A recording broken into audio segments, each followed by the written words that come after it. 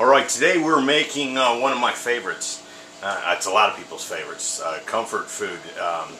Probably one of the top comfort foods. Mac and cheese. And of course, you know, I mean, in a hurry or whatever, Kraft is just fine, you know, to get you by. But I love to make it homemade. And what I'm going to do today is I'm going to use 3 different cheeses. I'm going to use a Kobe Monterey Jack.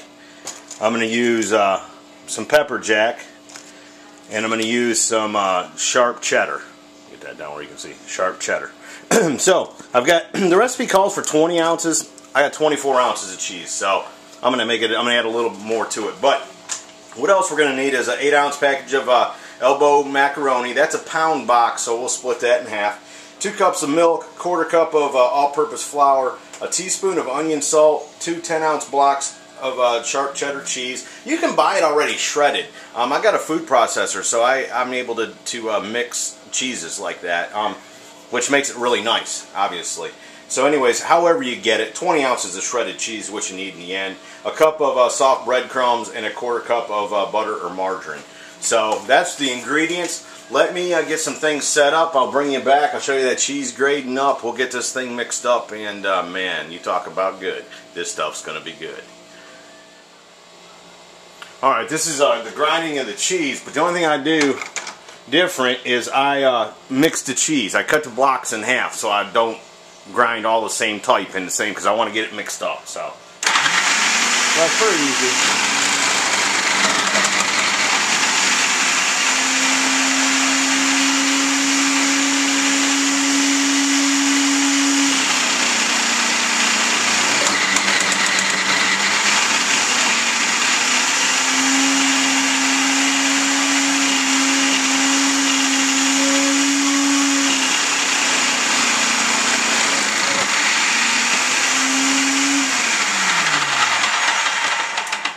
And there you go, that's half the cheese. I'm going to do the same thing with the other half, and then I'll bring you back. Alright, we're going to have get a mason jar, some kind of shaker jar. Put a 1/4 cup of flour in it.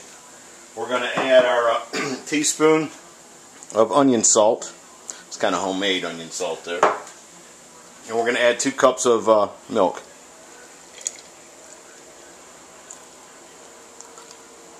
And then we are going to shake this vigorously for 1 minute. Lid on. Vigorous shaking.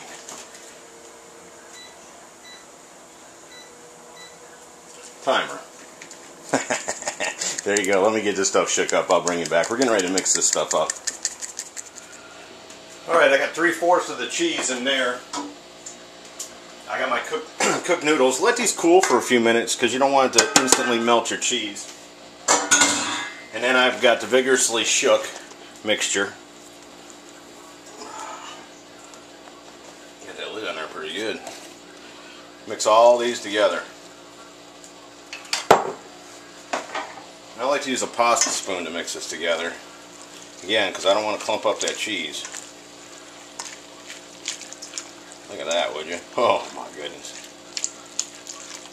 If you've never had homemade macaroni and cheese, boy, are you in for a treat. It's really not that hard to make, as you can see. It's a little bit of a hassle, but well worth it. It freezes well. That's what I'm going to do with a bunch of this. I'll freeze it. I got some ribs I'm going to be cooking up today, so I'm going to have that with that today, and I'll freeze them up. But there you go. And then you just take a pan. You see any big clumps, try to stir those through. Get a spatula here. I'll get all that cheese and all that cream out of there that I can.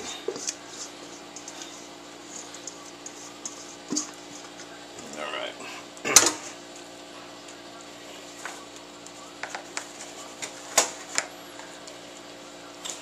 Alright, I need to melt some butter. So let me get that melted, and then I'll bring you back and show you how we finish this up. Get ready to put it in the oven. Alright, now it says that, now we're going to put a cup of breadcrumbs on the top. I'm not going to measure my breadcrumbs. I'm just going to sprinkle it lightly. You know, you want a decent coating on there. that's going to bake up and turn golden brown. So, again, 1 cup is what the recipe calls for. Eyeballing is what I call it for. So, once we get that on there, where I think that's a nice little coating right there, then we're going to take the remaining leftover cheese, sprinkle that on there. Holy cow, I dropped some. That's a sin.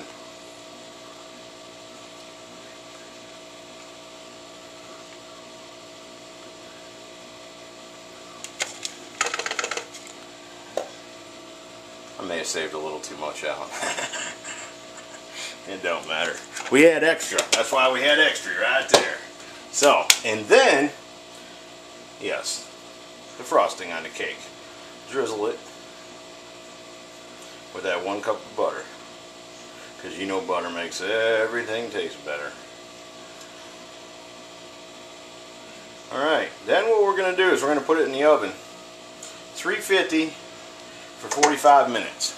Now I'm not going to do that right away because, like I said, I'm going to have this with some ribs. So let me get them ribs done, and once I get this in the oven, get it back out, I'll bring you back and show you what we got.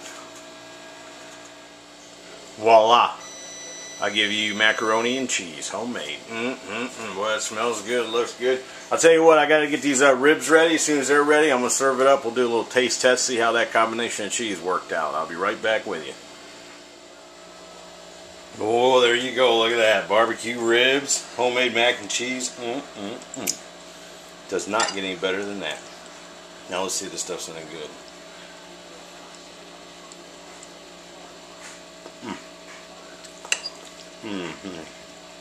Oh man, that's a nice combination there. A little bit of heat to it, but it's almost like you don't taste the pepper. It's just the heat to it, a little bit, not much. Then the sharpness of the other cheddar.